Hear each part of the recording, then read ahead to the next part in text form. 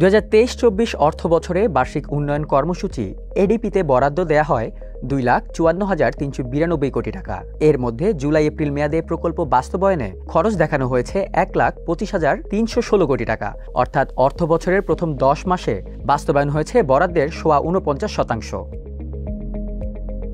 পরিকল্পনা মন্ত্রণালয়ের প্রকল্প বাস্তবায়ন পর্যবেক্ষণ ও মূল্যায়ন বিভাগ IMED এর মতে গেল ৫ বছরে এডিপি বাস্তবায়ন বেড়েছে টাকার অঙ্কে। তবে বরাদ্দের বিপরীতে বাস্তবায়ন হার বিবেচনায় গেল ৩ বছরের মধ্যে সবচেয়ে পিছিয়ে চলতি অর্থবছর। সর্বোচ্চ ৫.৫% বাস্তবায়ন হয়েছে ২০২১-২২ অর্থবছরে, আর গেল ৫ বছরের মধ্যে সবচেয়ে কম এডিপি বাস্তবায়ন হয়েছে ২০১৯-২০ অর্থবছরে। পরিকল্পনা বিভাগের সাবেক সচিব মোহাম্মদ মামুন আল রশিদ বলেন, অর্থ খরচে পুরো অর্থবছরের কর্মপরিকল্পনা ও ক্রয় পরিকল্পনা থাকে সরকারের, তবে সংশ্লিষ্ট কর্মকর্তারা যথাযথভাবে তাও অনুসরণ করেন না, ফলে এডিপি বাস্তবায়নে বিলম্ব হয়। এডিপি বাস্তবায়ন রীতিতে কোনো পরিবর্তন নেই বলে অভিযোগ করেন তিনি। বলেন, এখনও পুরনো রীতি আঁকড়ে আছেন সংশ্লিষ্টরা। প্রতি অর্থবছরের প্রথম ১০ মাসে মোট বরাদ্দের অর্ধেক অর্থ খরচ করতে দেখা যায়। কর্ম ও ক্রয় পরিকল্পনা অনুসরণ না করায় অর্থবছরের শেষ দিকে বরাদ্দের বড় অংশ খরচের চাপ থাকে। প্রকল্প ব্যবস্থাপক ও সংশ্লিষ্ট সংস্থার প্রধানদের জবাবদিহিতার আওতায় নেওয়া হলে এই রীতি পরিবর্তন সম্ভব। সঠিক সময়ে এডিপি বাস্তবায়নে সংশ্লিষ্টদের আরও কঠোর হওয়ার আহ্বান জানান অর্থনীতিবিদরা। ডক্টর জাহিদ হোসেন বলেন, প্রতি অর্থবছরের শেষ দিকে এডিপি বাস্তবায়ন ব্যাপক হারে বৃদ্ধি পায়। এতে কাজের গুণাগুণ মান ঠিক থাকে না। বারবার সতর্ক করা সত্ত্বেও এই বিষয়ে কোনো পদক্ষেপ নেওয়া হচ্ছে না।